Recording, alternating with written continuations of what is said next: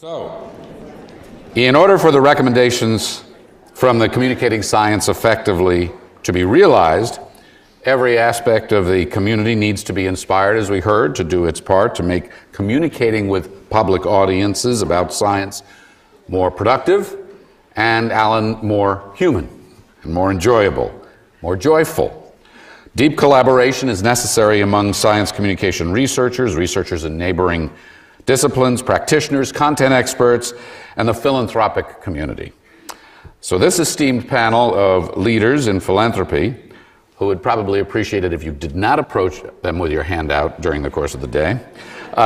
will examine the research agenda in Communicating Science Effectively and compare and contrast it with their priorities for science communication. So we very much hope to learn from each of you the ways in which you can help ensure that evidence-based science makes it into informed decision-making.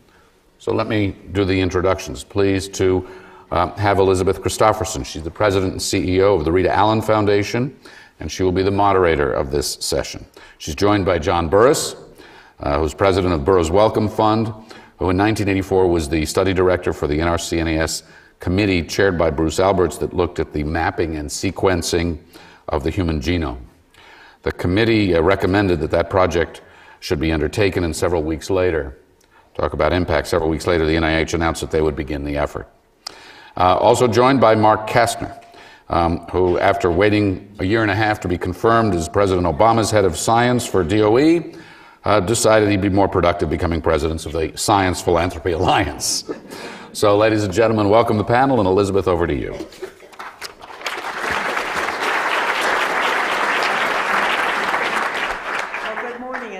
Frank, and also thank you to the Academy and also the organizers of the Sackler for bringing us all together. I also want to say thank you to all of you who are here in the audience, as well as those who are looking, viewing and participating remotely, because I see great optimism in thinking about this is the energy, the leadership, and the expertise as we have a great opportunity to work together. I'm really delighted to be here with John and Mark this morning, and to open this up with a few remarks too, to follow what we've heard, and with lots of joy, of course, too.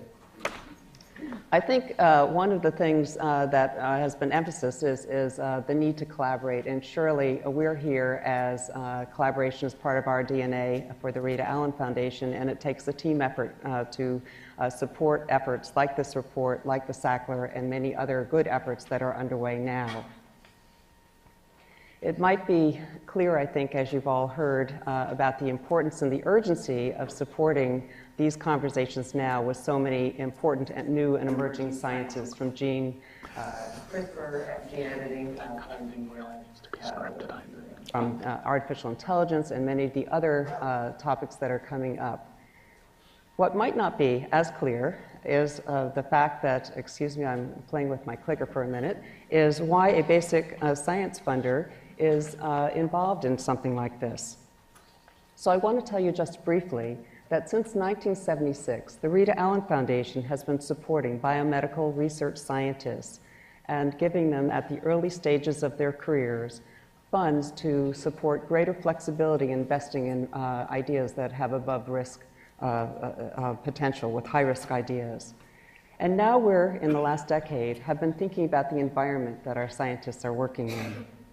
In particular, we are thinking about our work including innovative projects that improve the quality and accessibility of information related to science, information, and civics, because we believe that aware, informed, and engaged citizens are vital assets for solving the most critical problems in our communities. And the Foundation believes in developing a strong knowledge base, and we must use science to understand how to communicate about science. So in doing some of our research, as we were getting along thinking about the environment, we went back into doing some research for the Oxford Handbook on the Science of Science Communication, and of course looked at some early activities that happened with modern philanthropy. And here's an example, for example, when Rockefeller Foundation was trying to eradicate hookworm disease in the American South. I'm not going to try to give you the history of all the efforts, but there have been people clearly working for a long time in this field, and of course we're seeing that they're doing it in a variety of ways. Some of the ways that they're doing it are listed on this slide, and you can read in the book too, but they include communication training for scientists, writing op-eds, founding new institutes, spearheading campaigns, programs in popular culture, supporting communication research, sponsoring awards for powerful science communication, and supporting cross-sector convenings such as this. I think as part of what we also were seeing is a great need to connect practice and research, and you'll be hearing more about some of the new ways that we're connecting practice and research with some of the awards that were given at this colloquium, as well as bringing in the next generation of leaders too. But as philanthropists, I think one of our key opportunities is to ask questions and to listen. And I think listening, we start hearing about the listening being so essential as we hear about our audiences, being audience-centric and really understanding that it's very important as we understand what research to invest in, what our priorities are, is to really thinking about the beneficiaries before we start. And so in the spirit of asking questions, I'm really delighted that we can ask some questions of two of our panelists here today. They cross the span of being distinguished leaders in science, academia, and philanthropy. And so with that, I'm going to ask if John and Mark, if you would both speak a little bit to tell us about what inspires your work and how, give us an example of how it relates to the report that we've been